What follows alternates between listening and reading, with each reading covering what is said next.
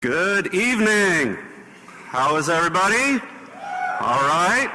It's a great packed house, and I believe there's overflow over at Girard if some of your friends aren't here and you need to text them to head over that way. Here we are, and we're excited for a great evening, and we're glad that you all are here to be a part of it.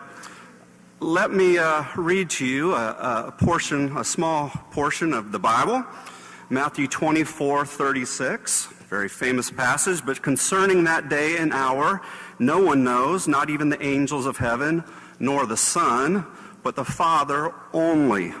Now, there's a good deal of debate about this verse in the Bible.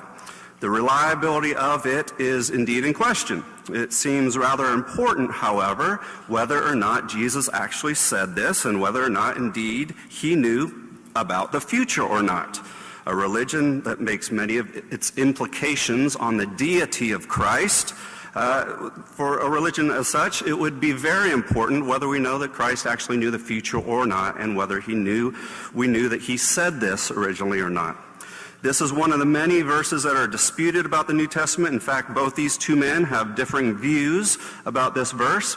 And also, we believe that it's very important to consider, though, what does the Bible actually say about this verse and many other things.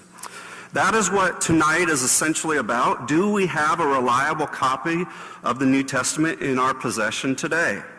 Can we reasonably accurately determine what the original authors and, of course, Jesus Christ himself actually said? The gentleman over here at the first table needs no introduction on our campus. He's one of your favorites. Give a hand to Dr. Bart Ehrman.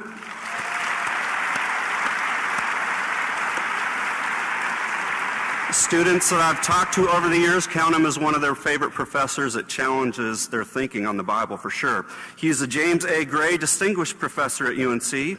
He came here in 1988 after 4 years of teaching at Rutgers. At UNC, he served as both the Director of Graduate Studies and the Chair of the Department of Religious Studies. He got his undergraduate degree at Wheaton College in Illinois. Dr. Ehrman has received both his Master's of Divinity and PhD from Princeton Theological Seminary, and where in his 1985 doctoral dissertation was awarded magna cum laude. Since then, he's published extensively in the fields of New Testament and early Christianity. He's written, he told us tonight, I believe, 26 books at this point, and of course, numerous scholarly articles and dozens of book reviews. In other words, what does all this mean? He's very smart, and we should listen to him. Further on my left is Dr. Dan Wallace. He is Professor of New Testament Studies at Dallas Theological Seminary, where he's been tenured since 1995. He's also the founder of the Center of Study of New Testament Manuscripts. Over 70 manuscripts have been found in the last 10 years by Dr. Wallace and his team. An incredible addition to what we know about the Bible. Dr. Wallace graduated from Biola originally and then got his Master's of Theology in New Testament Studies and his PhD both from Dallas Theological Seminary, where he continues now to teach full-time. He's done postdoctoral oral work at numerous European universities, and he's written over 10 books and numerous scholarly articles and review. Again, what does this all mean? He's really smart too, and we should listen to what he has to say tonight. I, on the other hand, not so much. I'm just moderating the event. My name is Miles O'Neill, and I work at one of the campus ministries here called Campus Crusade for Christ, or Cornerstone. And I have been a part of developing a website called the EhrmanProject.com, which is a website dedicated to responding to some of Dr. Ehrman's views. We are not attempting to create an argument. However, we would like to facilitate a dialogue on campus and around the country and the world, in fact. And really, that's what tonight is about, a dialogue. We hesitated to call it a debate. However, it is a debate. But we really want to facilitate a dialogue where both positions are shared that these two men have, and you would be able to able to think and process on these important issues about the Bible. Originally, I had this envisioned as a small coffee shop gathering. The two of them meeting, maybe 1,000 of you outside in a window looking upon and hearing a speaker outside, but a more intimate discussion that could happen. However, we didn't think that was too possible. So would you tonight envision yourselves in some Greek-type setting where you're all wearing togas? I actually suggested they wear togas tonight, and they declined. They didn't think it appropriate. They're eating grapes up here and drinking fine wine and discussing deep theological issues about the original New Testament manuscripts. Picture them as such if you feel intimidated. And finally, a couple words about my hopes for tonight. Some of you in the audience are hoping that Dr. Ehrman gets clobbered. Nervous giggles. Some of you are hoping that Dr. Wallace gets clobbered. Nervous giggles, perhaps. I hope that neither happens. I hope that what we do is, as I said, facilitate a dialogue where you actually might be challenged to go home and read your Bible that's sitting on its shelf, dusty, perhaps for the first time, perhaps in a new way, that you might investigate these challenging things we're going to talk about. In that respect, I would think tonight would be a success. So without further ado, I'm going to welcome up Dr. Ehrman. We are going to, I'll give you the overview of tonight. Dr. Ehrman is going to present 30 minutes on his position about the reliability of the New Testament. Then Dr. Wallace will do the same. We'll then have a quick 2-minute stand-up, shake your legs, and we will have 5 minutes from each side responding to each other, then another 5 minutes from each side, and then finally we'll take question and answer from the audience. On your cards that you have in front of you, you have the means of question and answer there, and so text to the website there, and I will get the text up front here, and I will pose the questions to our speakers this evening. Without further ado, now we welcome up Dr. Ehrman. Give him a hand, please.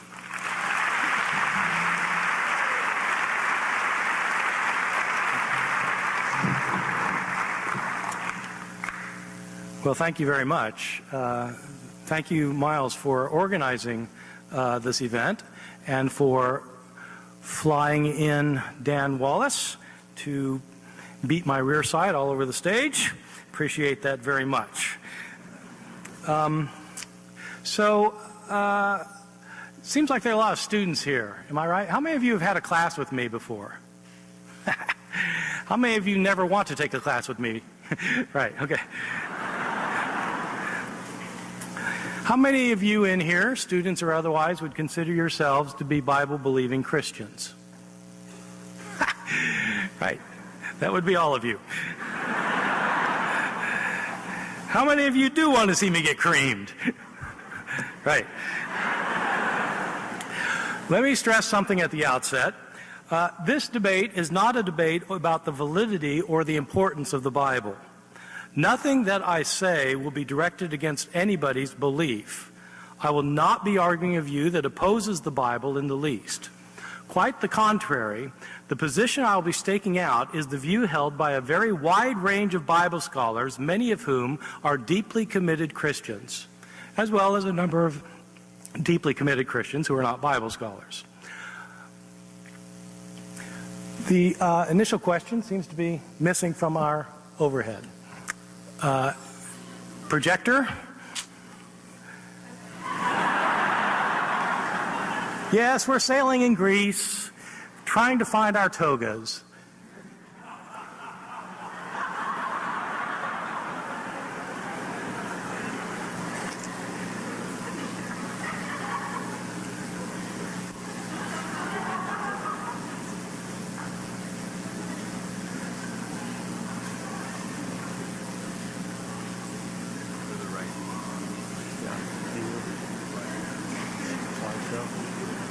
So far, I'm having fun. How about you?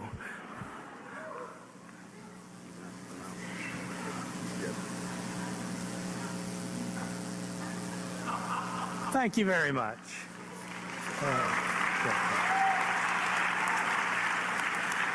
And with that, let me conclude. The topic of our discussion is the original New Testament lost? There is a very simple and forthright answer to that question, and I think Dan Wallace, in fact, will not disagree. The answer is yes. We do not have the originals of the New Testament, period. In order to understand what I mean by that, we have to realize how books were made in the ancient world. In the ancient world, when the Bible was produced, books could not be mass-produced. This was before electronic publication, Kinkos, or the printing press. Books were written by hand, and they were copied by hand. If you wanted a copy of a book, somebody had to copy it for you, or you had to copy it yourself. You copied it one page, one sentence, one word at a time. What happens when somebody sits down to try to copy a book by hand? Invariably what happens is they make mistakes, either on purpose or accidentally. Scribes who copied texts in the ancient world changed their texts. Let me explain how it worked by giving an example from the New Testament, the Gospel of Mark. We're not sure who Mark was, when he lived, where he lived. Whoever he was, he wrote a gospel. If anybody wanted a copy of this Gospel of Mark, they had to make a copy by hand, and so they did so. But invariably, they made a mistake or 2 or 3 or 20. When someone came along who wanted a copy of that copy, they copied the copy and they replicated the mistakes that the first copyist made. And they made their own mistakes. And then when a third person came along to copy the copy of the copy, they replicated the mistakes of both of their predecessors and made mistakes of their own. And it went on like this, week after week, month after month, year after year, decade after decade, century after century. The only time mistakes got corrected in the process was when somebody was copying something and realized that there was a mistake and thought that his predecessor had made a mistake and so tried to correct the mistake. The problem is there's no telling whether a person who corrected the mistake corrected it correctly. It's possible that he corrected the mistake incorrectly, in which case you have 3 forms of the text: the original text, the text that was changed, and the incorrect correction of the change. Things like that go on for a very long time. We don't have the original copy that Mark made. We don't have the first copy. We don't have copies of the copy. We don't have copies of the copies of the copies of the copies of the copies of the copies. The earliest copy that we have of Mark dates from around the year 200, probably about 130 years after the original. That's the first copy that we have, 130 years after the original. We don't have the originals of Mark or of any other book of the New Testament. The bigger question, though, is not whether we have the originals. The question is whether we can reconstruct the originals that have been lost. Can we reconstruct them or not? For many years, I thought that the answer was yes. That's going to be Dan's answer. But scholarship changed, and it became widely thought among scholars that we cannot reconstruct the original, and that it does not even make sense to talk about the originals. I started to understand why, and now I'm convinced. I can't give the full argument here, but I can mention 3 major questions that all point in the same direction. These are 3 problems in dealing with what I'm calling the original text. Problem 1 will be, what does it even mean to use the term original text? Problem 2, where are the early manuscripts of the New Testament? And problem 3, why can't scholars agree? So these are the 3 problems that I'll talk about in my 30 minutes with you. What does it even mean to use the term original text? I'm going to use one book of the New Testament as a particular example, 2 Corinthians. 2 Corinthians is one of the letters written by Paul to his congregation in the city of Corinth, one of the Pauline epistles. It can illustrate well why scholars are reluctant these days to talk about the original text on theoretical grounds. To begin with, we are missing the original. Whatever Paul wrote, we no longer have it. Our earliest copy of 2 Corinthians is a manuscript called P46. It dates from around the year 200. 2 Corinthians was probably written sometime in the 60s, and so we're talking about a manuscript that was 140 years after the original is our first manuscript of it. And it's not a complete manuscript. Our first complete manuscript of 2 Corinthians does not come until about the year 350. In other words, nearly 300 years of copying, with mistakes being made everywhere along the line before we have the first complete copy. So that's obviously a problem, but it's not the big problem I want to talk about. There are theoretical problems with even imagining what it might mean to call a text the original text of 2 Corinthians for several reasons. First, this first thing it might seem a little picayune and sort of trite to you, but in fact it's actually kind of interesting. We have good evidence that Paul dictated his letters to scribes who wrote down what he said. In other words, he didn't write himself, he dictated. We have solid evidence of this in the New Testament itself. We also have solid evidence from antiquity that when scribes took dictation, they often made mistakes. They misheard a word, somebody in the room coughed, or they didn't hear it right, they weren't paying attention, they wrote something down wrong. Suppose Paul dictated what we're calling 2 Corinthians, and the scribe wrote down wrong words. What is the original text?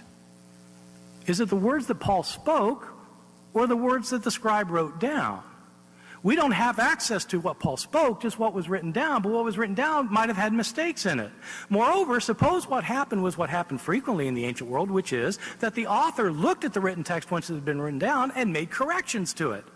Then what is the original text? Is the original text what the scribe originally wrote, or is it what Paul corrected? If it's what Paul corrected, then we're in the ironic situation that the later form of the text is being called the original text. And that could have happened a lot. But as I said, you might think that's a kind of a minor matter, and it's not the biggest problem. It's just an interesting problem. There's a bigger problem with respect to Paul writing 2 Corinthians, which is that Paul did not write 2 Corinthians. Paul did not write the letter of 2 Corinthians as it has come to us today. Scholars have long recognized for over a century that 2 Corinthians is made up of at least 2 different letters that have been spliced together. Chapters 10 through 13 do not come from the same letter as chapters 1 through 9. Not only that, there's a large number of scholars in both the United States and in Europe who maintain that 2 Corinthians, in fact, is made up of 5 separate letters that Paul wrote. In other words, Paul wrote 5 letters, and they were put in circulation and were copied and changed. 5 letters. These were circulated and changed until somebody created our 2 Corinthians by taking parts of these 5 letters and cutting them and pasting them together. This is a standard view in scholarship. You will find this taught in every major research university in North America, what I'm telling you now. This is not some kind of crazy idea that a particularly liberal professor at Chapel Hill thinks, although it is that.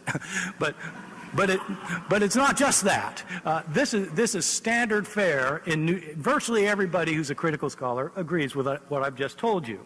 But what does that mean then? Somebody created the letter some years, maybe a couple of decades after Paul wrote, so that Paul didn't create 2 Corinthians. Paul created up to 5 letters that had been in circulation and probably changed that were then combined into 2 Corinthians with a lot of the stuff cut out and other stuff put together.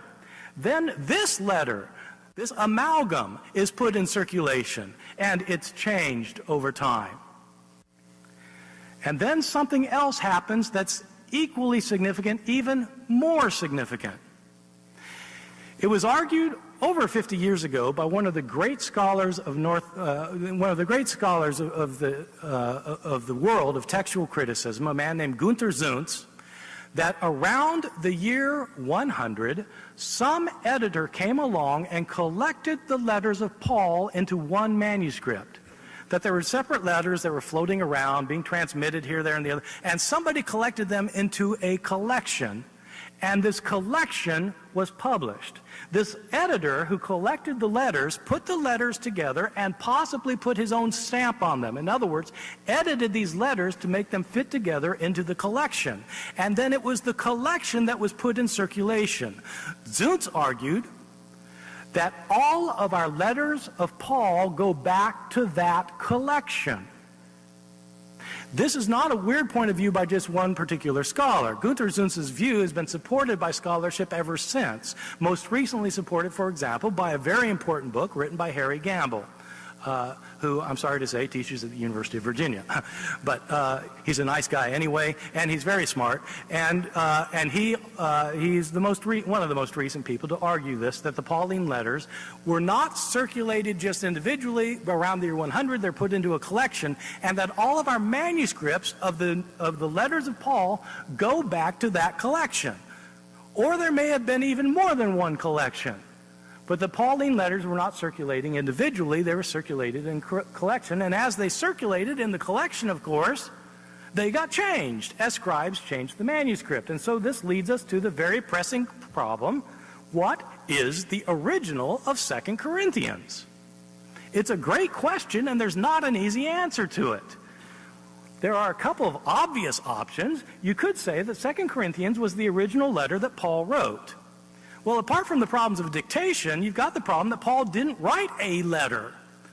Paul wrote 5 letters, or 3, or 2. He wrote several letters, and 2 Corinthians was not one of them. 2 Corinthians was a later amalgam made by a later editor of Paul.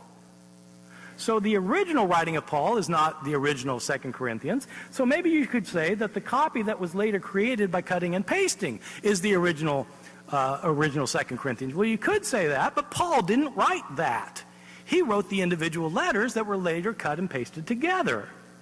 Moreover, we don't have access to this letter that was made by combining these various letters. What we have access to is the collection, because we don't have manuscripts that go back to the letters that were circulating independently before the collection. All of the manuscripts that we have go back to the collection. We can't get behind the collection. And so, what is the original? And who is to say? We can't reconstruct anything before the collection was made, because we don't have any manuscripts that go back to those individual letters before that event. But if we try to reconstruct the original form of the collection, that's not the original form of the text that Paul himself wrote. Moreover, the one letter we're interested in the collection, 2 Corinthians, was not one letter, but 3 or 4 or 5.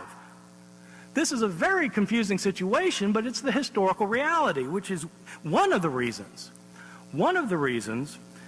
why top scholars throughout the English-speaking world have abandoned the idea that we can reconstruct some kind of original text. It's impossible to know even what it means to speak of an original. And 2 Corinthians is not the only problem. The book of Acts in the New Testament, the 5th book of the New Testament, appears in 2 different forms in our manuscripts. 2 major forms of the text. One form of the text of the book of Acts is 8.5% longer than the other. Many scholars think that whoever wrote Acts, call him Luke, published 2 editions of the work, a shorter one and a longer one that he later edited. If so, what is the original? The shorter or the longer? The Gospel of John. Scholars have long recognized that the epilogue found in John chapter 21, where Jesus has several resurrection appearances before his disciples, was not originally part of the Gospel of John, but was tacked on later. It wasn't originally there. Again, this is just a common view among New Testament scholars throughout Europe and North America. But all of our manuscripts have it. So what is the original text of John? Is it with 21 or without 21?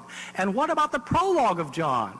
That very famous passage, in the beginning was the Word, and the Word was with God, and the Word was God. This passage, the prologue of John, has numerous themes found nowhere else in the Gospel of John, and the writing style is radically different from everywhere else in the Gospel of John, so that many scholars think chapters 1, verses 1 through 18, were added to John after it had originally been published. Yet all the manuscripts have it. So which is the original text? The Gospel of Luke. Luke begins with the story of Jesus' virgin birth in Bethlehem, chapters 1 and 2. But scholars have long recognized that chapter 3 looks like the original beginning of the book, that it didn't originally have chapters 1 and 2. But the manuscripts all have chapters 1 and 2. So what is the original text? If it was originally published without chapters 1 and 2, shouldn't we begin our Bibles with Luke chapter 3? Or the Gospel of Mark. Mark's gospel ends with the women going to the tomb after Jesus has been raised from the dead, seeing a man there who tells them that they're to go to Galilee, tell the disciples to go to Galilee, where Jesus will meet them.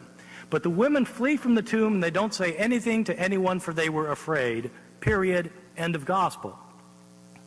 Many scholars think that the gospel ends too abruptly. You can't end a gospel without Jesus showing up to the disciples after the resurrection, and many scholars think that a page has been lost.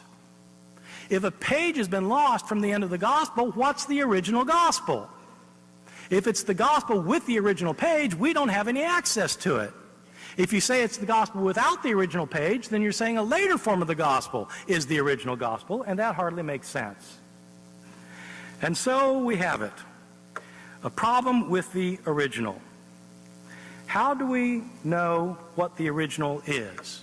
Does it make sense even to talk about the original? This is the theoretical problem we have in even mentioning the original.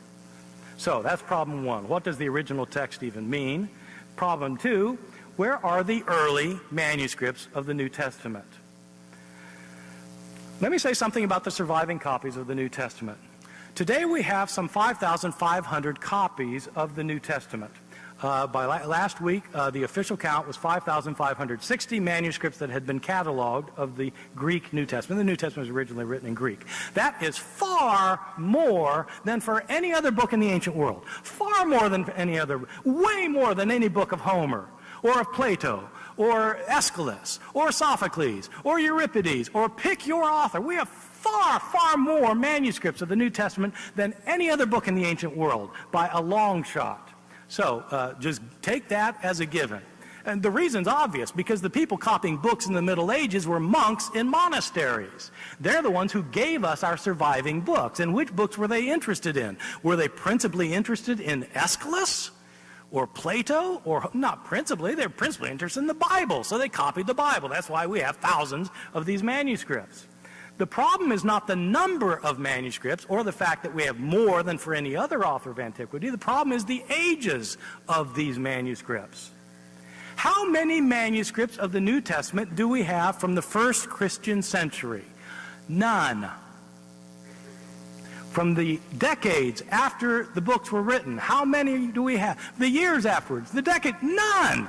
Zero. How many do we have from the early 2nd century? Say, manuscripts that clearly date up to around the year 150. We have one scrap. This is it. This may look big because it's a big screen. This is the actual size. It's the size of a credit card. It's written on both front and back. It's from John chapter 18. It has several verses on it. You can see this little scrap has parts of 7 lines on it. It's a very important manuscript because it's the earliest one we have. It's the early 2nd century, and it is the only manuscript we have from the early 2nd century. That's it. How many complete manuscripts do we have from the 2nd and 3rd centuries? We're not just talking about decades now after these things were originally written and copied and mistakes made and mistakes replicated and then more mistakes made and more replicated. We're not talking about years or decades. We're talking about centuries. How many complete manuscripts do we have from the 2nd and 3rd centuries? None. Zero. Well, if we have 5,500 manuscripts, where are they from? When are they from? Well, 94% of our surviving manuscripts come from the 9th century and later. 94% come from the 9th century, which is great if you want to know what the Bible looked like when Christians were reading it in the year 890. But if you want to know how they were reading it in the year 70, you've got a problem, because you don't have manuscripts from that period. If you wanted to make a stack of the Bibles that are available to scholars today in manuscript form, the stack would go up to the ceiling.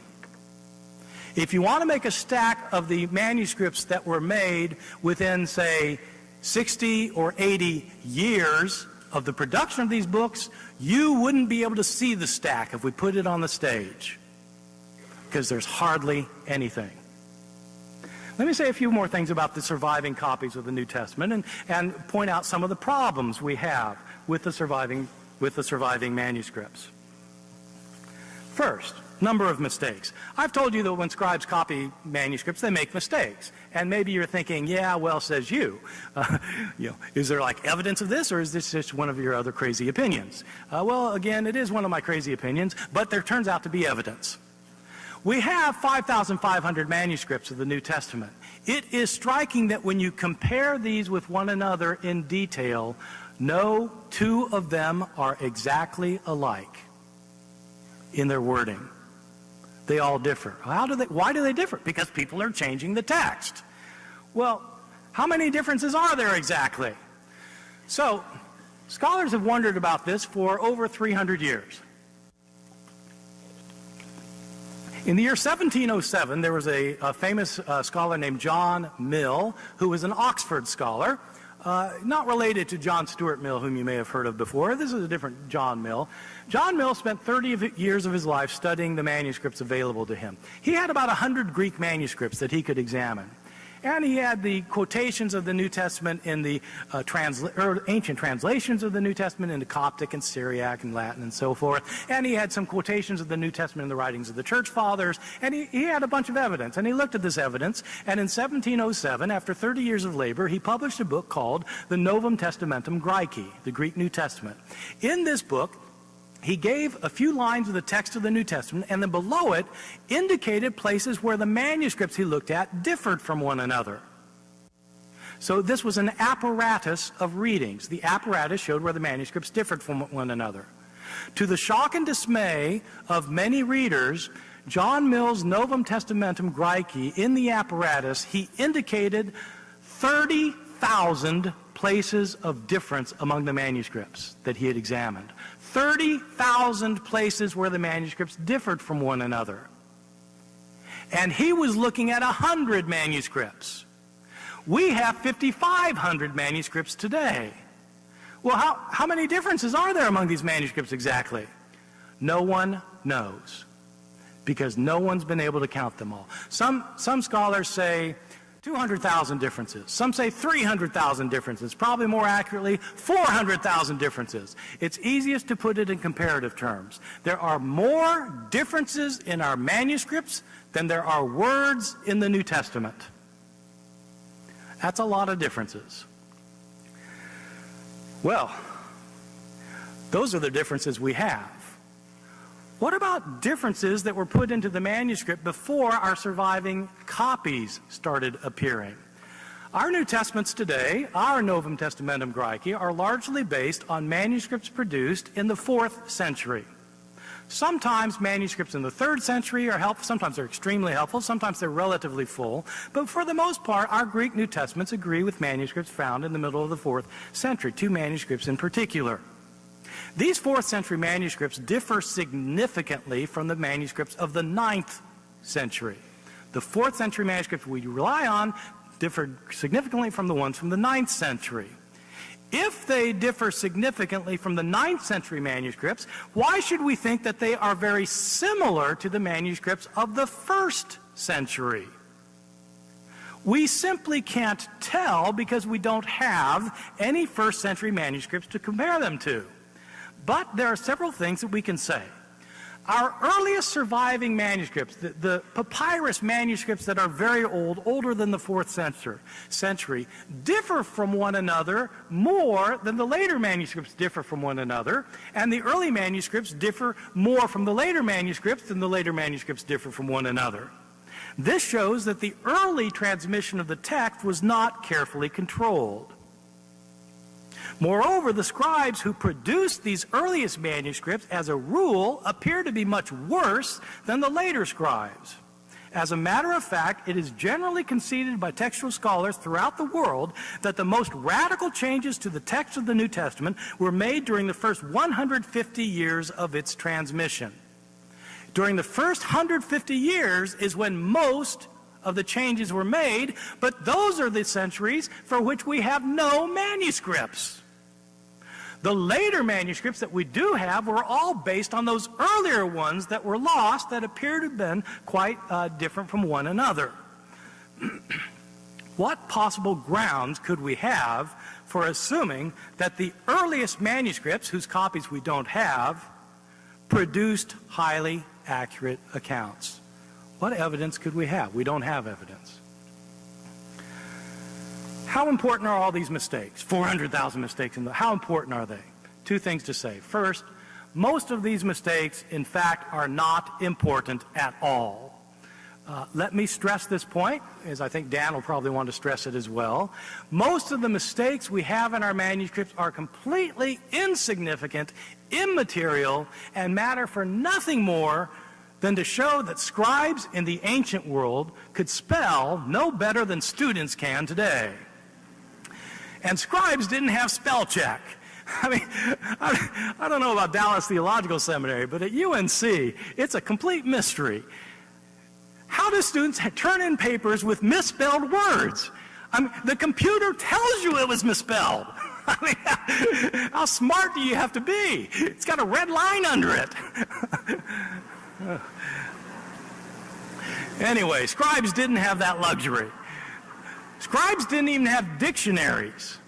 Scribes often didn't care how they spelled words. We know that scribes didn't care how they spelled words because sometimes you have a scribe writing the same word on 3 lines in 3 different ways. He just didn't care. And all 3 would count as a difference. Lots of differences don't matter. Sometimes scribes will leave out a word, they'll leave out a line. Sometimes scribes will leave out a page.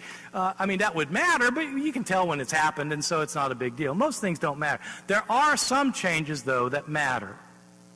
Some of the differences in our manuscripts matter a lot. Not 400,000 of them, but a lot of them do, as we'll see in a minute.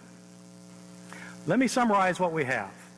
We have lots and lots and lots and lots and lots and lots and lots of copies of the New Testament, as Dan will no doubt stress. We have lots and lots and lots more copies of the New Testament than any other book in the ancient world, without any other book even coming close. That's absolutely true. That's what we have. What we don't have are lots of early copies, which are the copies that we want, and we don't have lots of accurate copies. What we want are early and accurate copies, and we don't have them. So it's not good enough to say we have lots of manuscripts if you can't say that we have reliable manuscripts and early manuscripts. My first problem was, my timer. My first problem, what does the original text even mean? Second problem, where are the early manuscripts? And my very quick final third point, why can't scholars agree? If we can get back to the New Testament reliably, if we can reliably reconstruct the original Greek New Testament, why haven't we? It's not for want of effort. Scholars have massive disagreements on this, that, and the other thing up and down the line, year after year, decade after decade. Scholars can't agree on what the original text is supposed to be. Over the centuries, these disagreements have been very important. They have involved such crucial doctrines as the doctrine of the Trinity, which relates to textual problems. The full divinity of Christ, affected by textual problems. The full humanity of Christ, affected by textual problems. The atoning sacrifice of his death, affected by textual problems. Favorite stories of Jesus' life, affected by textual problems. The proof of the pudding is in the tasting. In the year 2005, there were 2 scholars who put together an edition of the Greek New Testament, which they claimed was the original New Testament, the original Greek. 5 years later, in the year 2010, another scholar put together an edition of the Greek New Testament. It differed from the 2005 version in nearly 6,000 places.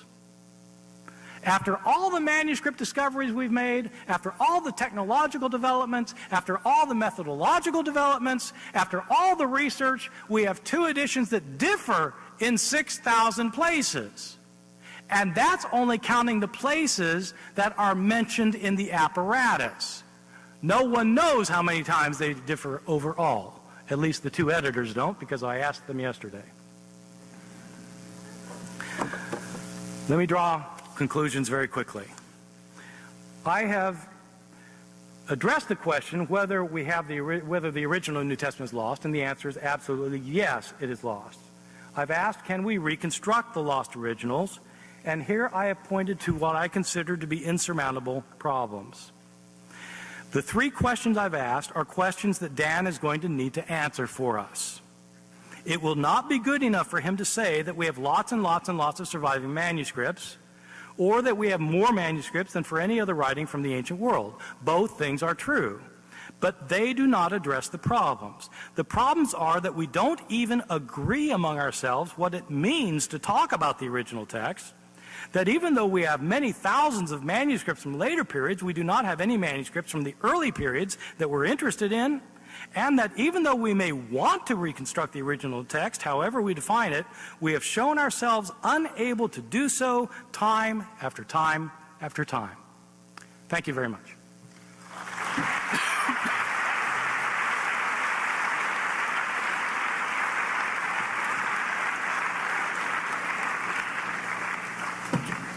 Thank you, Dr. Ehrman. We will now bring up Dr. Dan Wallace from Dallas Theological Seminary, and he will give us 30 minutes on his perspective.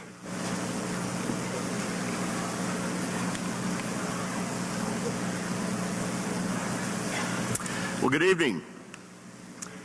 Bart and I have known each other for nearly 30 years. He's had a stellar career in New Testament studies, especially in the field of textual criticism. I have the highest respect for his scholarship, and more than that, I've come to marvel at his quick wit, impressive rhetoric, and clear communication skills. Not only that, but he's a really nice guy. And I want to begin by saying that I'm deeply honored to share the stage with him tonight at the world-famous Chapel Hill. Just want to see if you're paying attention. The topic of this dialogue is the original New Testament lost? If the question means, are the original New Testament documents lost, then yes, of course they are. Only quacks and charlatans, people who got their diplomas from a Cracker Jack box, would argue otherwise. Bart and I don't disagree on that point. But if that was the real topic, it would make for a pretty boring dialogue and a good waste of your time and money. But if the question is the wording of the original New Testament lost, as it certainly must, then Bart and I part ways on the answer. I believe that we can be relatively certain that we can recover the wording of the original text. The operative words here are relatively and confident. I believe that the wording of the originals is not lost, but can be found somewhere in the existing manuscripts. But the question of how certain we can be that we have found it really is a different matter, which is, in a sense, a response to his last question: why do scholars disagree? I will also argue that although scribes changed the wording of the text for all sorts of reasons, they were unsuccessful in eradicating the wording of the original. It was both the Orthodox scribes and the unorthodox who tampered with the text. Well, before we get into the topic directly, I should mention 2 attitudes that rational people will avoid. Total despair or radical skepticism is the first, and absolute certainty is the second. On the one side are King James only advocates. They're absolutely certain that the King James Bible in every place exactly represents the original text. I've actually heard them say, if the King James Bible was good enough for St. Paul, it's good enough for me. Usually with a West Virginia twang. But this attitude is also one that many church-going, Bible-believing Christians embrace without realizing that their modern translations change with each new edition. On the other side are a few radical scholars who are so skeptical that no piece of data, no hard fact is safe in their hands. It all turns to putty because all views are created equal. If everything is equally possible, then no view is more probable than any other. Their mantra is, we really don't know what the New Testament originally said, since we no longer possess the originals and since there could have been tremendous tampering with the text before our existing copies were produced. Such skepticism over recovering the wording of the original text flies in the face of both reason and empirical evidence. These 2 attitudes, absolute certainty and radical skepticism, are like driving on the mountain roads in Greece. Drive too far to the left, and you will have a head-on collision with a tourist bus. Drive too far to the right, and you will end up flying off the cliff where the guardrail should have been. Rational people recognize that both extremes result in disaster, and that the only proper course is one of moderation. Now, there's 4 questions that I want to address tonight. First of all, how many scribal changes are there? What kinds of textual variants do we have? What theological beliefs depend on textually suspect passages? And finally, the bottom line, is the original New Testament lost? Well, I want to begin with the number of the variants. Let's begin with a definition of a textual variant. It's any place among the manuscripts in which there is variation in wording, including word order, omission, or addition of words, even spelling differences. The most trivial changes count, and even when all the manuscripts except one say the same thing, that lone manuscript's reading counts as a textual variant. And if 1,000 manuscripts read Jesus in one place, and another 1,000 read instead Christ, that also counts as only one variant. The best estimate is that there are between 300,000 and 400,000 textual variants among the manuscripts. I'm inclined towards the higher number. And yet there are only about 140,000 words in the New Testament. Now, if this were the only piece of data we had, it would discourage anyone from attempting to recover the wording of the originals. But that's not the whole story. The reason that we have a lot of variants is that we have a lot of manuscripts. It's simple, really. No classical Greek or Latin text has nearly as many variants because they do not have nearly as many manuscripts. If there were only one copy of the New Testament in existence, it would have 0 variants.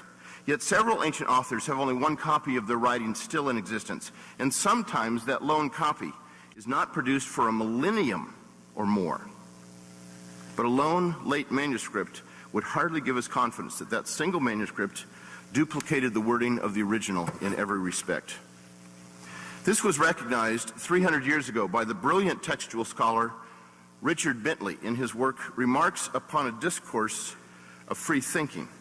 Now, Bentley was commenting on John Mill's work of 1707 that Bart had mentioned, where he discovered the 30,000 variants after collating 100 New Testament manuscripts. And Bentley sees this as a very positive thing for helping us to get back to the original. If there had been but one manuscript of the Greek Testament at the Restoration of Learning about 2 centuries ago, then we would have had no various readings at all. And would the text be in a better position then than now that we have 30,000 variant readings? It's good, therefore, to have more anchors than one, and another manuscript to join the first would give more authority as well as security. Bentley penned those comments in 1713 when only 100 New Testament manuscripts had been examined. Today, in Greek alone, we have more than 5,600 manuscripts. Many of these are fragmentary, especially the older ones. But the average Greek New Testament manuscript is over 450 pages long. Altogether, there are more than 2.5 million pages of text, leaving hundreds of witnesses for every book of the New Testament. And Bentley was right. The Greek New Testament of his day has about 5,000 differences from the critically reconstructed Greek New Testament of today. As more and more manuscripts have come to light, we are getting closer and closer to the wording of the original. Because of the early Christians' desire to spread the good news about Jesus' death and resurrection, the New Testament was early on translated into a variety of languages: Latin, Coptic, Syriac, Georgian, Gothic, Ethiopic, Armenian, Old Church Slavonic, and a host of others. There are about 10,000 Latin manuscripts of the New Testament alone. No one really knows the total number of these ancient translations, but the best estimates are that there are more than 5,000, plus the 10,000 in Latin. Altogether, including Greek, we have at least 20,000 manuscripts of the New Testament in various languages. Now, if someone were to destroy all those manuscripts, we would not be left without a witness. And that's because leaders of the ancient church, known as church fathers, wrote commentaries on the New Testament, and they did not have the gift of brevity. To date, approximately 1 million quotations of the New Testament by the fathers have been recorded. If all other sources for our knowledge of the text of the New Testament were destroyed, the patristic quotations, going back to the 2nd century, and in some cases even the 1st, would be sufficient alone for the reconstruction of practically the entire New Testament, wrote Bruce Metzger and Bart Ehrman. Far more important than the numbers is the date of the manuscripts. How many manuscripts do we have in the first century after the completion of the New Testament? How many in the second, the third? Although the numbers are significantly lower, they're still rather impressive. Last October, when Bart and I had a debate in Dallas, I said that we have today as many as a dozen manuscripts from the second century, all fragmentary, 64 from the third, and 48 from the fourth. That's a total of 124 manuscripts within 300 years of the composition of the New Testament. Most of these are fragmentary, but collectively the whole New Testament is found in these manuscripts, and several books are found in them multiple times. That's what I said last October. But those numbers now need to be revised significantly in light of some recent findings, and I'll come back to these at the end of the lecture. Well, how does the average classical author stack up? If we're comparing the same period of time, 300 years after the composition of the book, the average classical author has no literary remains. Not a single manuscript. None. Zero. But if we compare all the manuscripts of a particular classical author, regardless of when they were written, the total would still average less than 20, and usually less than a dozen, and they would all be coming much more than 3 centuries later. Stack them up, and they're about 4 feet high. Now, how high would the stack of New Testament manuscripts be? Well, let's take a look. I think that's probably not high enough. Bart, I think, said it went to the ceiling of the auditorium. It certainly would go that high, I believe. That's getting closer. That's better. That's even better.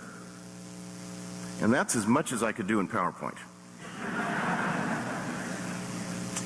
There should be 8 times as many New Testament manuscripts as you see here. And you put them in one stack, and they're over a mile high. Now, perhaps this seems a bit abstract. Let's use money as an analogy. Let's say the average Duke graduate represents the average classical author. And he earns $20,000 a year. Now, it's a shame that that's below the poverty level. But he made a choice to go to Duke, and he has to live with it. Now, if the average Chapel Hill graduate represents the New Testament, she is earning $20 million a year. The skeptics repeatedly note that the vast majority of New Testament manuscripts come from at least 800 years after the completion of the New Testament. The implication they draw from this is that none of these manuscripts are trustworthy, and that the New Testament is in no better shape than the other ancient literature. But what they don't tell you is that these later manuscripts add only 2% of material to the text.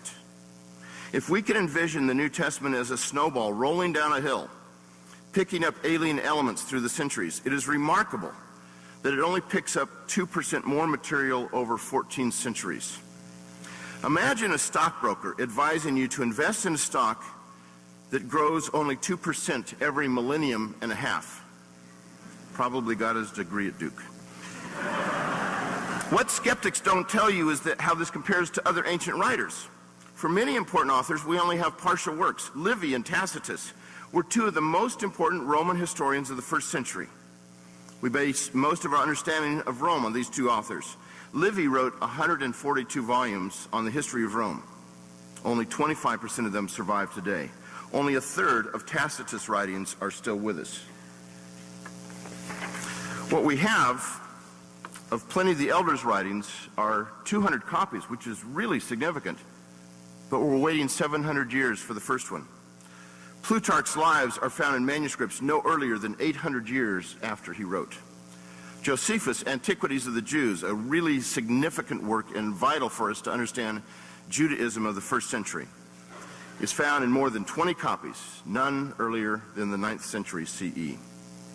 The earliest copy of Polybius the historian was produced 1,200 years after he wrote.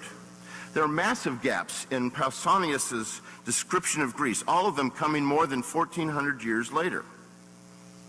Herodotus' Histories has 26 copies, the earliest coming half a millennium after he wrote. That's the earliest copy. We're waiting 1,500 years for the first substantial copy. And we're waiting 18 centuries for any substantial copies of Xenophon's Hellenica. Now, these are not obscure authors. They are some of the most important historians and biographers of the Greco-Roman world. Even for some of the better preserved writings, there are gaps galore. One scholar complained that the surviving copies of some of these writings are filled with gaps, corrupt, dislocated, and interpolated. He then proceeds to lay out procedures, principles to fill in the gaps with nothing but his own reason, because he can't find the original wording in any manuscript. Another scholar notes that for manuscripts of his author, the chief blemishes are gaps in the text, where the manuscript tradition fails us entirely. The task of filling the gaps without manuscript testimony is absolutely necessary for most of Greco-Roman literature, and almost entirely unknown for the New Testament. Now, let me repeat that. The task of filling the gaps without manuscript testimony is almost entirely necessary, is absolutely necessary for most of Greco-Roman literature, and almost entirely unknown for the New Testament. The very fact that we don't have these gaps for the New Testament tells us that the manuscripts present a coherent picture. And if it's coherent, even among our earliest manuscripts, it means that the text was stable from the earliest times, that it didn't radically change from one generation to the next. Did it change? Yes. But radically, I would disagree with that.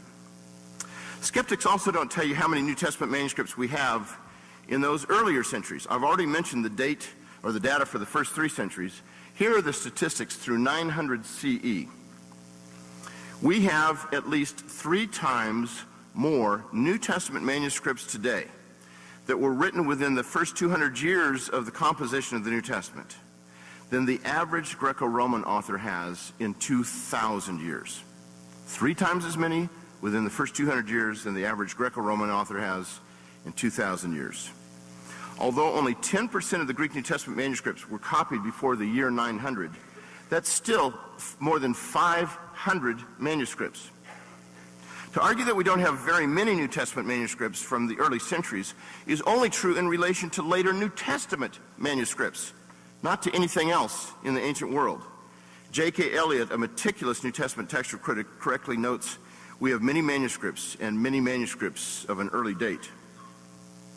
Bart is right, however, that New Testament scholars have a serious problem on their hands, but it's not the problem that plagues Greco-Roman scholars. New Testament scholars are confronted with an embarrassment of riches.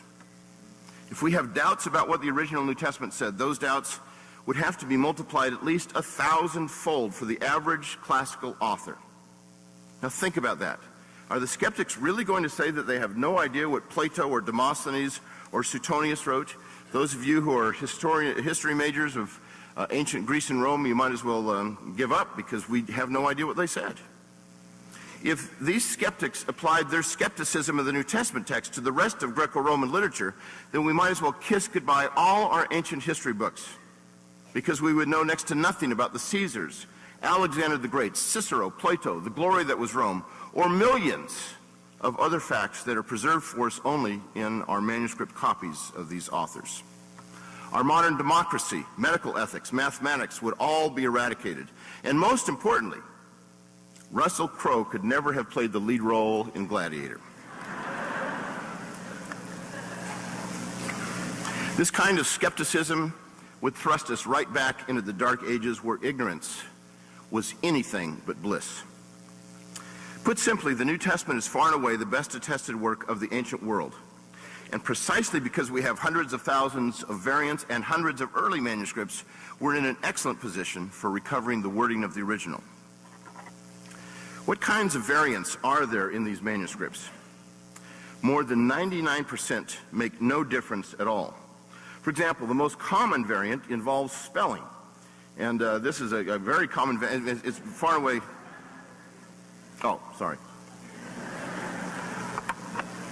I was at Duke earlier today. The most common spelling variant involves a movable nu. You know, when you put N on a word in English and the next word starts with a vowel, an, apple, a book, that kind of thing. Greek does the same thing. but not all the scribes put that new on there.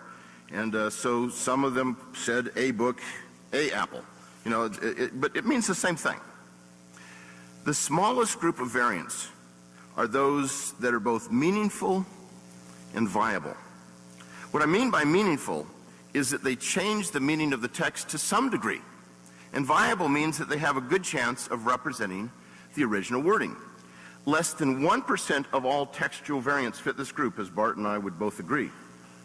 For example, I'll just give a couple of illustrations. Mark chapter 9, verse 29.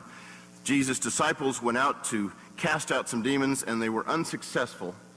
And Jesus said, this kind can come out only by prayer. Some manuscripts, most later manuscripts have, and fasting. So were those demons the kind that needed to be cast up by prayer and fasting, or would prayer do it alone? It's an important variant. And you can tell just by looking at me that I go with a shorter reading.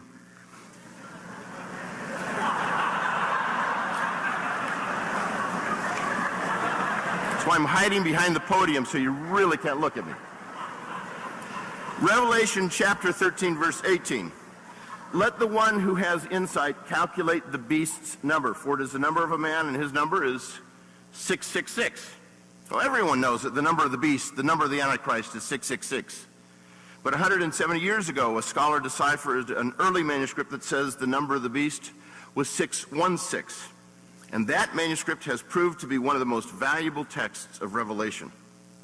And just 15 years ago, another manuscript with 616 was discovered. And it happens to be the oldest manuscript of Revelation chapter 13, or chapter 13, yes. Now, most scholars think that 666 is the number of the beast, and 616 is the neighbor of the beast. You know, he lives just a few doors down. But it's not a settled matter. And if 616 proves to be the better reading, it will send 7 tons of popular Christian literature to the flames. Although the quantity of textual variants among the New Testament manuscripts numbers in the hundreds of thousands, those that change the meaning pale in comparison. Less than 1% of the differences are both meaningful and viable. Now, there's still hundreds of texts that are in dispute. I don't want to give the impression that textual criticism is merely a mopping up job nowadays, that all but a handful of problems have been resolved. That's not the case. There are hundreds of passages whose interpretation depends to some degree on which reading is followed. And this fact leads us to our third question. What theological beliefs depend on textually suspect passages? In the appendix to Bart Ehrman's Misquoting Jesus, there is a Q&A section. The most telling question asked of Bart is this: why do you believe these core tenets of Christian orthodoxy to be in jeopardy based on the scribal errors you discovered in the biblical manuscripts? Bart's answer might surprise you. Essential Christian beliefs are not affected by textual variants in the manuscript tradition of the New Testament. I agree with him. So that question is dealt with pretty quickly, I think. Finally, the bottom line: is the original New Testament lost? I offer 5 arguments that we can be relatively certain that we have the wording of the originals today somewhere among the manuscripts. First, Bart speaks of the first 200 years of copying as uncontrolled, giving the impression that all manuscripts of this era were riddled with mistakes, both unintentional and intentional. The scribes, it seems, were undisciplined and wild, freely adding or subtracting words whenever they wanted to. But if that is the case, then scholars are in an excellent position for finding the original, because there's no conspiracy, only chaos. Early copies were made in Alexandria, Rome, Antioch, Jerusalem. Then copies were made of those copies, and copies were made of those copies. We may not have the earliest copies, but we do have the copies of the copies of the copies. The very fact that they differ from one another shows that there was no conspiracy to produce just one kind of text. We have Greek manuscripts, early translations, and comments on the New Testament by church fathers that span the ancient Mediterranean world as well. The fact that they disagree often, as much as 10% of the time, means that there was no conspiracy, and that most likely the original wording can be found in them somewhere. And when they agree, we have the highest certainty that they represent the wording of the original text. But what happens when these witnesses disagree? How can we determine which of them are better than others? Well, the standard introduction to New Testament textual criticism by Bruce Metzger, the man whom Bart describes as the best textual critic of the 20th century, puts things in perspective. It would be a mistake to think that the uncontrolled copying practices that led to the formation of the Western textual tradition were followed everywhere that texts were reproduced in the Roman Empire. In particular, there's solid evidence that in at least one major see of early Christendom, the city of Alexandria, there was conscious and conscientious control exercised in the copying of the books of the New Testament. Textual witnesses connected to Alexandria attest a high quality of textual transmission from the earliest times. It was there that a very ancient line of text was copied and preserved. Now, we can illustrate this pure Alexandrian stream with three manuscripts that Bart and I would both agree are three of the best manuscripts of the New Testament, and he's already talked about two of them. Two of these, Codex Sinaiticus and Vaticanus, are both from the 4th century. Here's a picture of Codex Sinaiticus to begin with. They were produced by professional scribes. There are thousands of differences between them, the vast majority of these of no consequence, and yet together these two manuscripts attest to a very ancient, very pure form of text. The fact that there are so many differences between them shows that neither one was copied from the other, and the remarkable similarities between them shows that they share a common ancestor, but one that is several generations older than these two manuscripts. It must have been produced in the 2nd century, and most likely early in the 2nd century. That's the conclusion that two British scholars came to 130 years ago, before any of the early papyri were discovered. And remarkably, their judgment has been vindicated by the discovery 60 years ago of a very important manuscript, P75. This manuscript is closer to Vaticanus than it is to any other manuscript. P75 is 100 to 150 years older than Vaticanus, and yet it is not its ancestor. Instead, Vaticanus copied from an earlier common ancestor that both Vaticanus and P75 were related to. The combination of both of these manuscripts goes back most likely to early in the 2nd century, and in combination with Sinaiticus, this is a strong argument for the authenticity of the words in question. But is P75 an anomaly? Are there any other manuscripts that are like it that are both early and accurate? Yes, at least 17 of them, and they include portions of 14 New Testament books with nearly 500 verses found among them. Although many of our early papyri were done sloppily, not all of them were. These 17 papyri confirm that Codex Vaticanus and Codex Sinaiticus are excellent manuscripts whose ancestry reaches back to the earliest times. Even though these two manuscripts are from the 4th century, their wording is that of a text that is hundreds of years earlier. Now, P75 is valuable in another way. The scribe who produced it was not a professional. He wasn't trained in copying literary documents. His writing was legible, but it looks pretty much like chicken scratches. But he was careful. He wrote one letter at a time, and the mistakes that he made are easily detectable. In fact, almost all of the oldest manuscripts were made by scribes who were not professionally trained, but the kinds of alterations they made are almost always unintentional. It would be like a scribe who copies out the preamble to the Constitution by writing, "We the people of the United States," in order to form a more perfect onion. Mistakes of this sort, as every textual critic knows, are the easiest to detect and the easiest to correct. It's a simplistic and misleading argument to claim that since the earliest scribes made the most mistakes, that these mistakes hide the wording of the original. It doesn't take much of an imagination to change onion back to union. And second, the standard Greek New Testament in use today is known as the Nestle-Aland text. It not only produces what the editors believe is the wording of the original New Testament, but it also lists tens of thousands of variants. Here's a picture of the text. The editors list 116 places where scholars have thought that none of the Greek manuscripts have the original wording. Of those 116 places, the editors accept only one: the addition of a single letter to the end of a word in Acts 16:12. Yet the two senior editors, Bart Ehrman and Bruce Metzger, felt that even in that one place, the original wording was not lost, but was to be found in the manuscripts. What Allon and Metzger were arguing is that when it comes to the wording of the New Testament, it can be found either above the line or below the line in the Nestle-Allon text. In other words, the original text is found in A, B, or C, but never any of the above. None of the above, sorry. Third, let's consider the papyri in another way.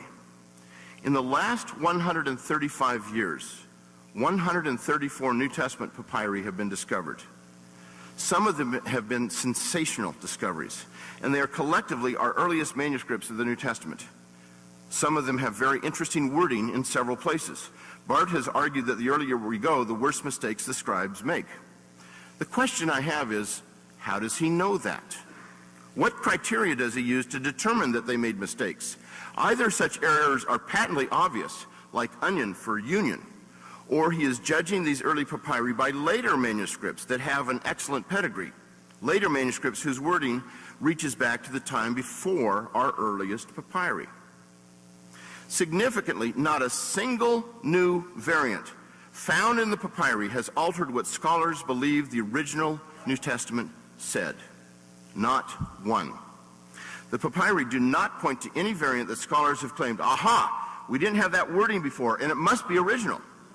No, the original wording was already found in the manuscripts that they knew about 135 years ago.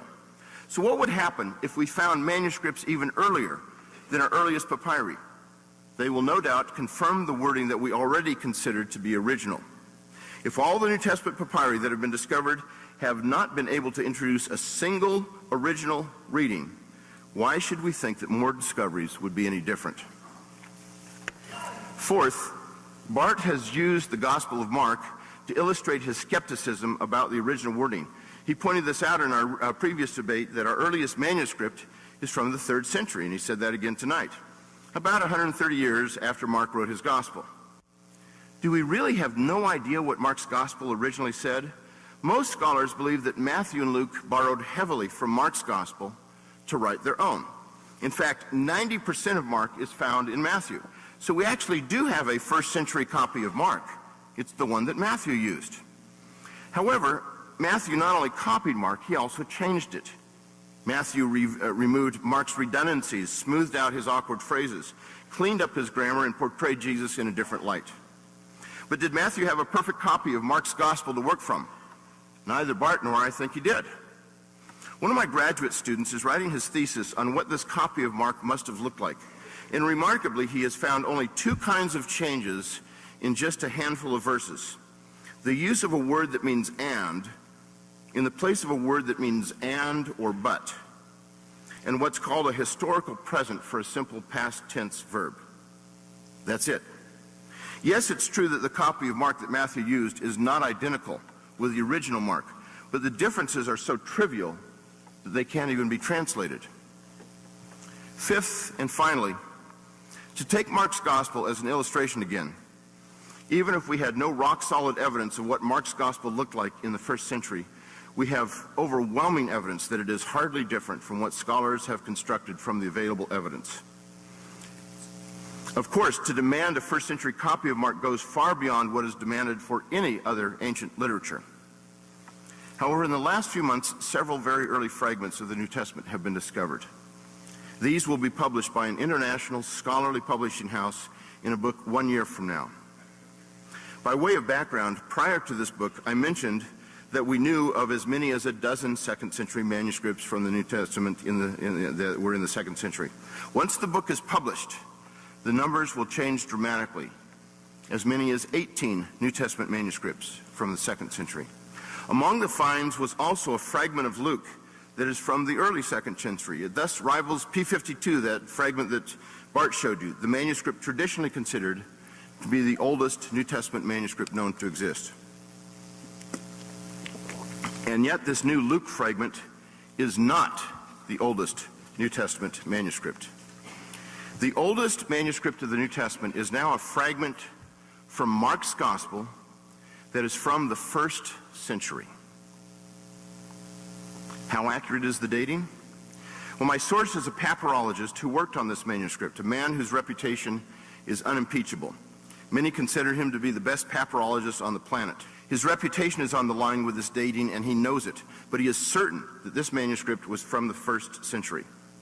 This papyrus fragment, just like the other new discoveries that we are preparing for publication, strongly confirms what most scholars have already said is the original text. Well, in conclusion, is the original New Testament lost, or is it found somewhere among the manuscripts? The evidence I have presented indicates that we have it in the manuscripts today. To be uber skeptical about this in the face of the mountain of evidence is to take a leap of faith where the guardrail should have been. Thank you.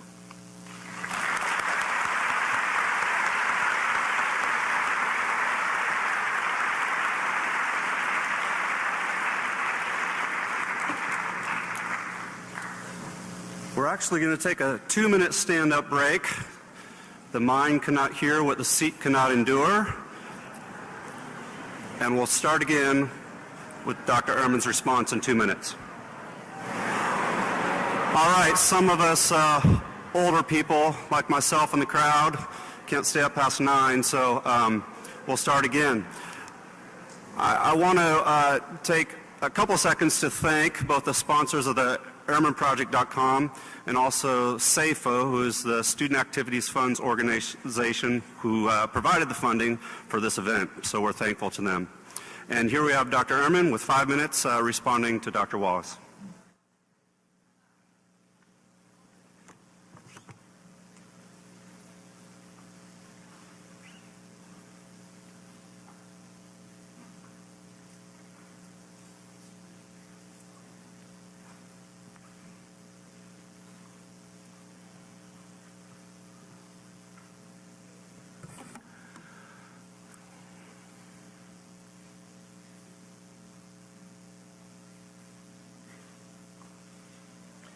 Okay, thank you very much. And thank you, Dan, for a very lively and interesting presentation. It's always enjoyable to have a dialogue with somebody who is completely competent in the field. I want to deal with several things in the short time that I've got. First of all, I believe that when Dan kept saying radical skeptic, I think he was referring to me. I'm not completely sure about it, but I think that's what he had in mind. The term radical refers to a radical view is a view that is so extreme that very few people hold it. The views I laid out for you are not radical in that sense at all. In fact, they are widely held among scholars in this field. Arguably the most erudite scholar in North America in recent decades is the lately deceased William Peterson, whose book, Collected Essays, came out 2 weeks ago, who argues in essay after essay that it does not make sense for us any longer to talk about the original text. The senior person in the field of New Testament textual criticism in North America is named Eldon Epp. He teaches the text criticism seminar at Harvard University. He also has written essays arguing that it no longer makes sense to talk about the original text. The chair of the New Testament textual criticism section of the National Society of Biblical Literature meeting is Anne-Marie Lyondike, who is a professor of religion at Princeton University. She also does not think that it makes sense to talk about the original text.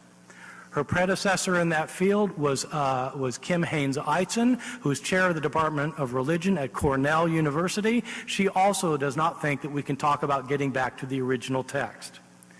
The leading scholar in the field in the English-speaking world is David Parker, who teaches at the University of Birmingham in England. He's written an entire book arguing that you cannot get back to the original text and it doesn't make sense to talk about the original text. These are not extreme views. These are the views of the leading scholars in the English-speaking world. What about Dan's comments? He made several points that were, in fact, were points that I stressed. He stressed them a little bit more. He wanted to stress that we have lots and lots of New Testament manuscripts that you could stack them up a mile high. That's absolutely right. He also insisted that we have more text than we have for the classical authors. That's absolutely right. I agree with both points, but they are not really the key point. Most of these manuscripts date from after the 9th century, and they simply don't help us if we want to know what the text was like 800 years earlier. And the irony is that Dan agrees. Dan has written numerous articles arguing that these late manuscripts are not accurate representations of the original text, as he calls it. If we want to know the original text, we need early manuscripts. I don't know where Dan is getting the figure of 12 manuscripts from the 2nd century. I have in my hand the official listing put out by the Institute for New Testament Textual Research in Münster, Germany. I checked it again last night. They date only 4 manuscripts, definitely going back to the 2nd century. 4. These 4 make up 42 verses altogether. 42 verses out of the nearly 8,000 in the New Testament are what is represented in these 2nd century manuscripts. Dan has wanted to argue on several occasions that the fact we have so many variants is a good thing, not a bad thing. I don't buy it. If we wanted to have a copy of the Declaration of Independence, and what we had instead were 5,000 copies, and these 5,000 copies of the Declaration of Independence differed from one another in 400,000 ways, would you seriously think that was better than having 5,000 copies that didn't disagree at all? And it's not necessary for handwritten texts to have this many errors. If you know anything about Jewish copying practices through the Middle Ages, how Jews copied the Hebrew Bible as opposed to Christians copying the New Testament, Jews made sure there were no mistakes and there were not variant readings. We don't need these variant readings. We could do without them. We're not happy we have them because we have to weed through them. Dan has argued that in Alexandria, at least, we had an accurate text. That's true for when we actually had a text that came to Alexandria. My time is virtually up. I'm going to leave with 3 questions for Dan. First, I want him to answer the question that I raised throughout my talk. What does he mean by the original text? For example, of 2 Corinthians. Second, some of the worst scribes on record were the earliest scribes. Everybody agrees on this. How good then were the scribes copying texts before the worst scribes? That is, what evidence do you have that the earliest scribes were competent at all? It won't do to say that we have a copy of Mark and Matthew and Luke, precisely because Matthew and Luke differ in numerous places when they're citing Mark. I, too, as it turns out, have a doctoral student doing a dissertation on this, and he's finding much more than trivia. They, in fact, were widely different. My third question, how do we know that our earliest surviving manuscripts were based on highly accurate copies instead of truly awful ones that were full of accidental and intentional changes? What is the evidence? Thank you very much.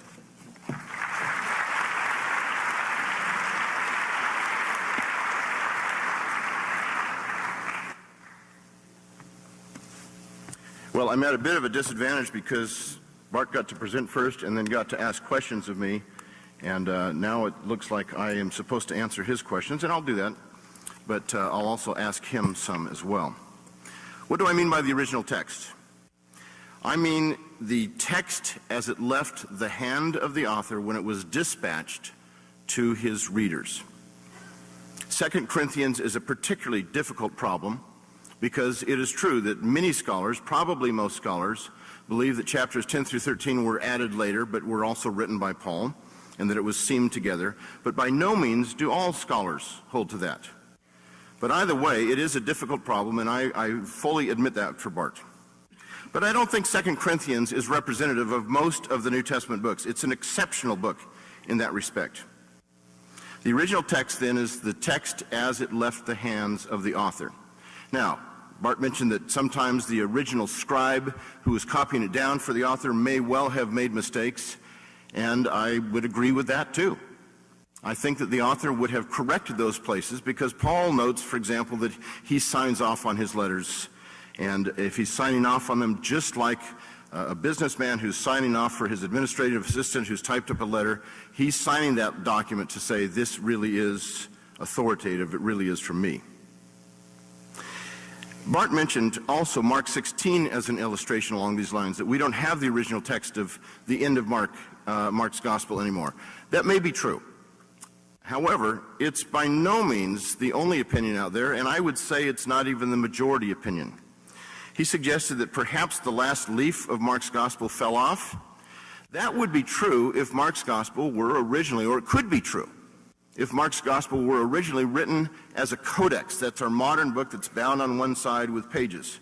Most of you have not seen a codex because you only know the scroll on your computer screen. That's older technology. But if Mark's gospel was written on a scroll, as it almost surely was, then that last leaf would be the most protected. It's like turning back your scrolls into the Blockbuster video. You have to rewind the darn thing. That's before everybody's age here, I guess, isn't it? It goes back to VCR times. But Mark 16 would have been written on a scroll, and consequently the last leaf most likely would not have been lost, but I think Mark intended to end it at 16:8. Nevertheless, that's a minor point. Bart also wants to know where the early manuscripts are, and I would say they are still being discovered. And Miles, I think you said that we've discovered 7 manuscripts. It's really 70 that we've discovered in the last 10 years, covering over 18,000 pages of text. Bart also asked, why can't scholars agree? And he said there's 2 texts that came out in 2005 that both presented the text as original, the original New Testament. They disagree in 6,000 places. Well, I think that's overstated. I think that's terribly overstated. The vast majority of New Testament textual critics are going to agree on the vast majority of textual problems. Bart mentioned that when he and in one place that if he and Dr. Metzger were to sit down and discuss what variants they thought were original, which ones were not, he said there'd be probably no greater difference in maybe a couple dozen places. So most scholars are going to agree with the text that we have today, except in at most a few hundred places, not a few thousand places. It's the kind of a group that follows those 9th century and later manuscripts where they see as many as 6,000 differences from the earlier ones. Well, that's how I would respond to some of these questions, but I have a few of my own as well. First of all, I want to know if Bart can offer a convincing scenario in which the wording of the original text disappeared without a trace. Kurt Aland, Germany's best textual critic in the second half of the 20th century at the University of Münster, which is the epicenter for all New Testament text critical studies, whose institute poured thousands of hours looking over manuscripts, claimed that no reading had ever made it into the manuscripts that had disappeared. Bart is claiming that not only several spurious readings have disappeared, but so has the original wording. The very fact that we have a rather large amount of variant readings in the existing manuscripts is evidence that no one group was able to conform all the manuscripts to their own standard, that no one group was able to suppress the original wording. And I have a second question. If Bart is this skeptical about the New Testament text, how skeptical would he be about the rest of the ancient Greco-Roman literature? I want to know if he thinks that we have no clue what these other authors said. And just for the record, no, I did not think of you when I wrote those notes about radical skeptic. But if you fit, that's okay.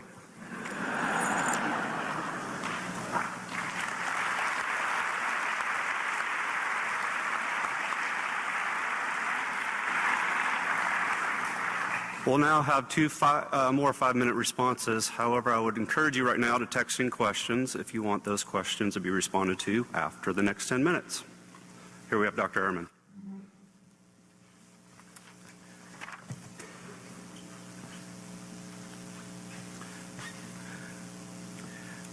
Well, I don't know if you all have ever done these debates, but let me tell you, these rebuttals are not fun. The one problem is the 5 minutes when you're giving one of these things seems like it lasts for a totality of about 20 seconds. Dan thinks that the original text is the text as it's left the hand of the author. So what is the original text of 2 Corinthians? What is the original text of John? Did it have chapter 21 or not, even though all the manuscripts have it? Did it have the prologue or not? What about the 2 versions of Acts, one 8.5 times longer than the other? Which is the original version? Did Luke originally have chapters 1 and 2? It's in all the manuscripts. Dan wants to point out that textual critics basically all agree on most of the texts that they look at. The deal is this.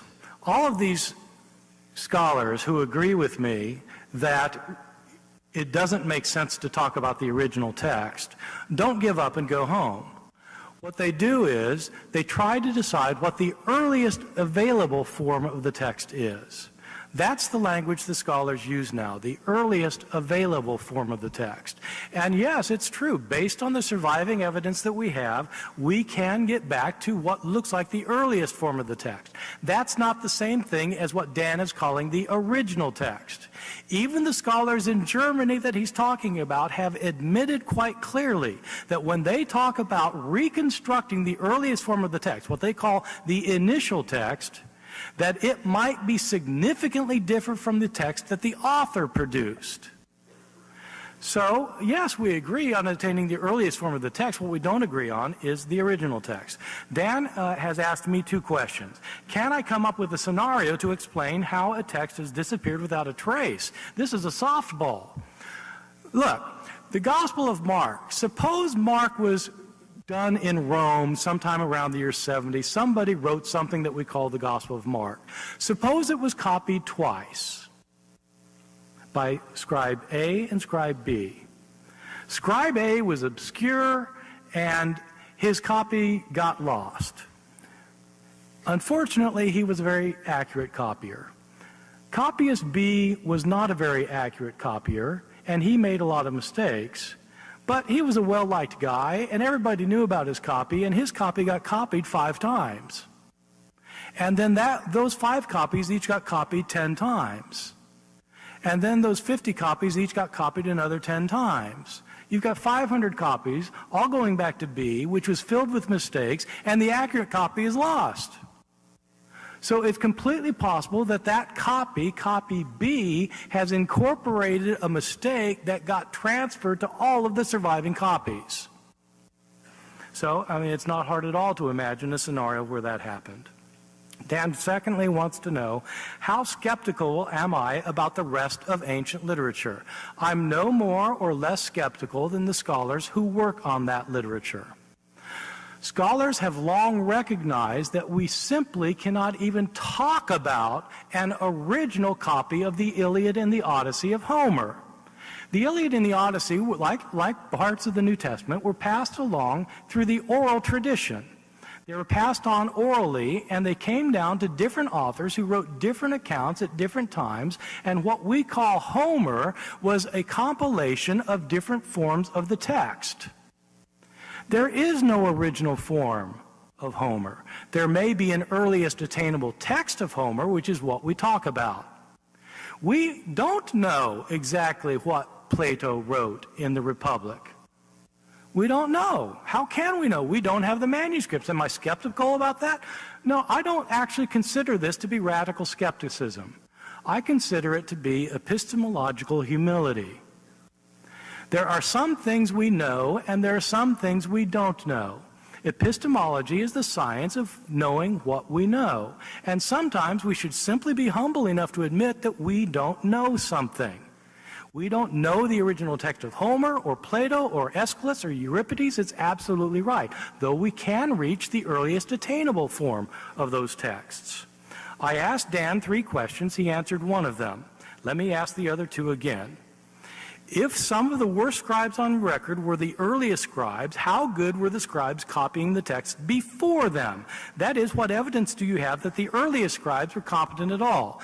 Dan asks me, well, how do I know that they were incompetent? I know because we have the quotations of the church fathers that he talked about. We have church fathers from the 2nd century who quote the New Testament all over the map, and in virtually every instance that they quote every instance that you have an author quoting the New Testament, the author has a different text from the text that's come down to us in the manuscripts. He wants to talk about Alexandria. Look at the quotations of the New Testament in Clement of Alexandria in the 2nd century. Radically different from the form of the text that came down to us, even in the Alexandrian manuscripts. We know these scribes in the 2nd century were changing the text. And so my question to him is, what is the evidence that he has that the earliest scribes are competent at all? And the second question, how do we know that our earliest surviving manuscripts were based on highly accurate copies instead of truly awful ones that were full of accidental and intentional changes? What is the evidence? Thank you very much.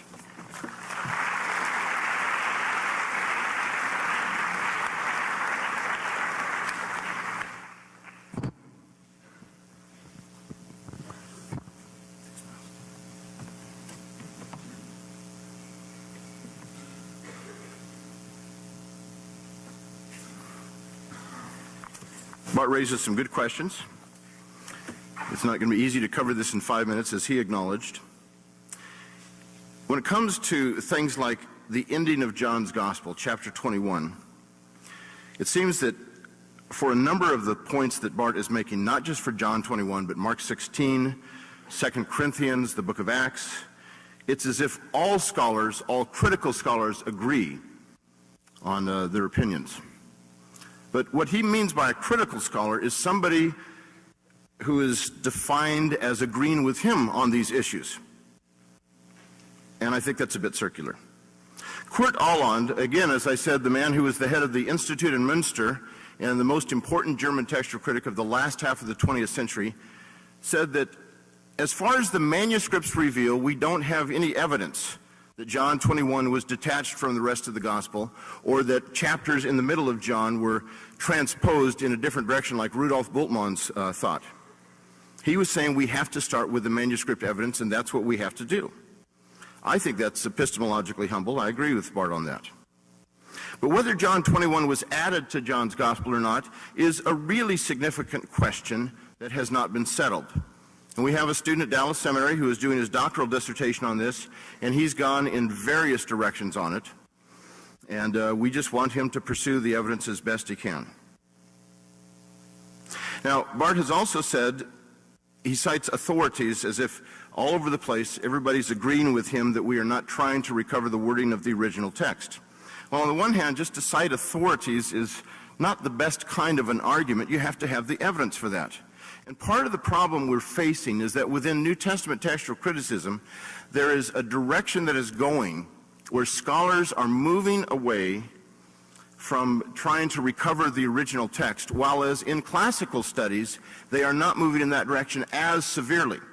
There are certainly some who are going in that direction, but not all. In some of the most recent critically constructed classical works, the author says in the introduction, this is the best we can do to try to attain the wording of the original text of this author. And again, not all authorities agree with him on this. In Germany, not all do. Holger Struttwolf, who's the head of this institute now in Münster that Kurt Aland was the head of, says our goal is to try to recover the wording of the original text. Gerhard Mink, who's done a phenomenal job on the text of the New Testament, would say the same thing. And at Cambridge University, there's 3 scholars who would argue this way. When it comes to these Greco-Roman scholars, as I said, they don't all share Bart's skepticism about trying to get back to the original. When at least the scholars on the Greco-Roman books, many of them are trying to get back to the original, and yet they are working with material that is simply not nearly as complete as we have for the New Testament. When he said the way he knows that the text of our later manuscripts, or our earlier manuscripts, the early papyri, is inferior is because he compares it to the church fathers, I don't know if that's all that accurate. I'm sure that's a part of it. But we have also compared it to those great manuscripts from the 4th century. And those manuscripts are the ones that time and time again have a superior reading. And that's known as internal evidence, where scholars try to examine the stuff on the basis of, is it onion or union? Would onion work in this context, or would union be the most likely word? And consequently, those manuscripts have a proven pedigree over and over and over again. And when these early papyri were discovered, they confirmed what Westcott and Hort, 2 scholars from 130 years ago, had been saying about the text of these 2 great 4th century manuscripts, that they do go back very closely to the original in almost every place. Thank you very much.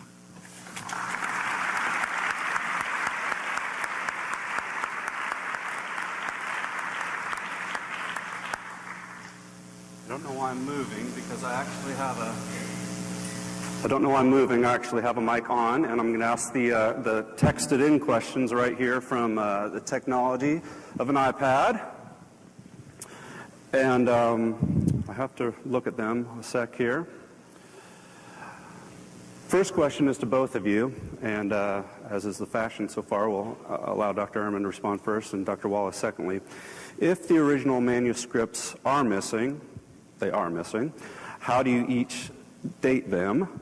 Why do numbers of the early manuscripts differ between you two so much? How do we date them? I think he has to, he's asking, the question is, I haven't had a date for weeks. 2nd century manuscripts versus 12. I'm sorry, what? Yeah, I know what you're doing. We're gonna should have read that question before I asked it. So that's like Bruce Metzger's chapter, How to Date a Manuscript. I mean, really? Right. So here we go. Why would you want to? Old and wrinkly. When Dr. Wallace says the latter text of the New Testament gained only 2% of material, what is that 2%? Is it only 2% of discrepancy between all those works? And how do you respond that to Dr. Ehrman? So, Dr. Wallace first, what is that 2%?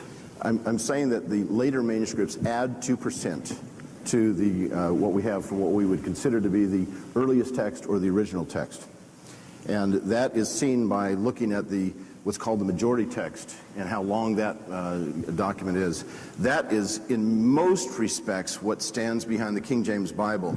So all of you can get a good sense of the difference between the early manuscripts and the later ones by looking at a modern translation versus the King James Bible. That's where most of these differences are going to show up. Dan, are you saying that that it adds 2% in bulk, or are you saying the total difference is 2%? I'm not sure I understand the difference. Are you saying it's 2% longer? It's 2% longer, yes. But that doesn't mean it's just 2% different. No, it's not just 2% difference. It's How closer different? to about 4 or 5% different, I believe. Yeah, okay. Some of that is words that are substitutions for others. Yeah, Most of right. it can't be translated. Yeah, right.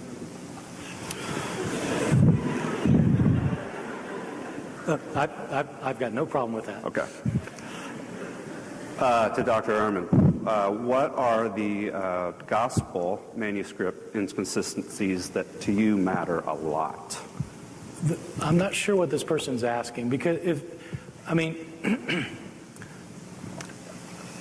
okay, I'll give you I'm not sure if this is answering the person's question, because we aren't talking about inconsistencies in the Gospels when we're talking about the manuscripts. But I will talk about a difference in a Gospel manuscript that makes a big difference. How's that? There's a very interesting passage in the Gospel of Luke where Jesus goes off to the garden after he's arrested, and he begins to pray. And as he prays, he begins to sweat great drops as if of blood, and an angel comes down and ministers to him. This is right before he's arrested, and this is where we get our phrase, sweating blood from this passage in Luke chapter 22, verses 43 and 44. It's a very interesting passage, Jesus in this deep agony. In part because it's not found in any of the other Gospels. It's not in Matthew, Mark, or John. And it's not found in some of our earliest and best manuscripts of Luke. Now, if it's not originally in Luke, then the whole idea of sweating blood was something that a scribe added to the text. And so the question is not here whether a scribe has changed the text. The question is, which direction did the scribe change the text? Did a scribe who found the idea of Jesus sweating blood problematic take those verses out? Or did a scribe who knew the story about Jesus sweating blood think it would be important to insert them into Luke? Were they taken out or put in? It's either one or the other. One of the reasons I'm interested in this is because my first piece of scholarship in text criticism was actually on these verses, where I argued that, in fact, what's going on here is that scribes have modified the text for theological reasons, and that what they've done is they have inserted the verses into Luke. Because without these verses in Luke, if you just read Luke, Okay, if you don't think about what Matthew says or what Mark says or what John says, but if you just focus on what Luke says, there is almost nothing to suggest that Jesus really suffers going to his death. In other words, he's not in agony, he's not in pain. In fact, every indication that he's in agony and pain that Luke got from his predecessor, Mark, Dan and I both agree that Luke probably used Mark, every indication of this, Luke is taken out. So that in Luke, Jesus has what scholars have called a passionless passion, where he doesn't seem to suffer.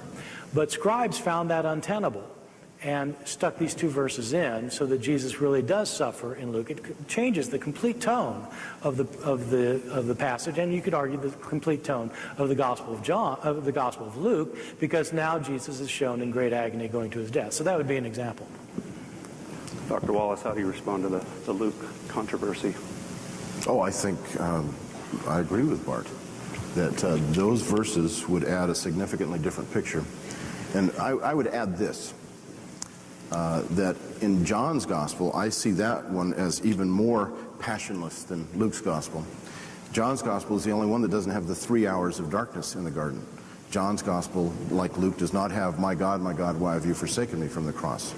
And in John's gospel, the time where Jesus is going to the cross is the time of his glory, not the time of his suffering. And as we look at those things, the question that we really have to ask, and this gets far beyond textual criticism, but it's an area that both Bart and I are very interested in and we work in, is why is it that the Jesus of John looks so different from the Jesus of Mark, for example? Is it because they're talking about a different person? Is it a totally different perspective? Is one a twisted view and the other was accurate? Or is it rather that these authors are giving portraits of Jesus rather than trying to take photographs and trying to be precise, and they're giving an interpretation of him? And I take it that, for example, John's gospel is trying to give a portrait of Jesus to the omniscient reader who knows the end from the beginning, because in the very first verse he says, "In the beginning was the Word, and the Word was with God, and the Word was God." So the reader, right from the get-go, knows Jesus is divine. And so he's seeing Jesus through the eyes of somebody who's already been there. It's kind of like Usual Suspects. If you see it the second time, you understand what these innuendos are now that you could not interpret the first time around. We'll continue with you, Dr. Wallace, and this must be someone that knows Dr. Ehrman's writings or has heard him speak before. I don't think I heard him say this tonight, but he has suggested that potentially the copying of the manuscripts is a bit like the game of telephone, that one passes the information down and on to the next, and so there's recurrent errors. How do you respond to that analogy? Well, I don't know if Bart would agree with that. No? I wouldn't. Okay, well. So we're going to have a love feast up here pretty soon.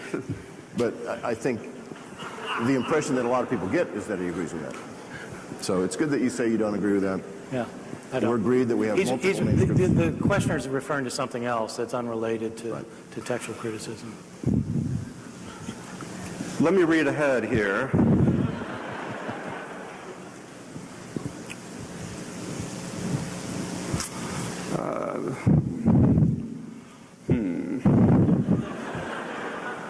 Scratch that question. Yeah. I don't know if this is a what if. So what if questions are always interesting. To Dr. Ehrman, although not the literal originals, if earlier copies of the manuscripts were to be found, let's say within 30 years of the originals, would your perspectives on the matter of textual criticism change? Oh yeah, they certainly could. I mean, if we discovered a lot of manuscripts from the first century, then things would change quite drastically. They wouldn't change with respect to the theoretical problems of whether we can talk about the original text. But if we had tons and tons of manuscripts from the first century, obviously precisely what we don't know now, we could know then. And while I'm on this, why don't I ask Dan about this first century manuscript you're talking, because it's the first I've heard of it. Could you say something about what its extent is, and who the paleographer is, who's dated it, and whether anybody has corroborated the dating? I'm afraid I can't tell you those things, and the reason is because this whole project is rather hush-hush right now until the publisher comes out a year from now. I can tell you the publisher is E.J. Brill, and so it's a reputable publisher, and I've been sworn to secrecy on the rest of the data. But yes, the dating has been corroborated by others. I believe you.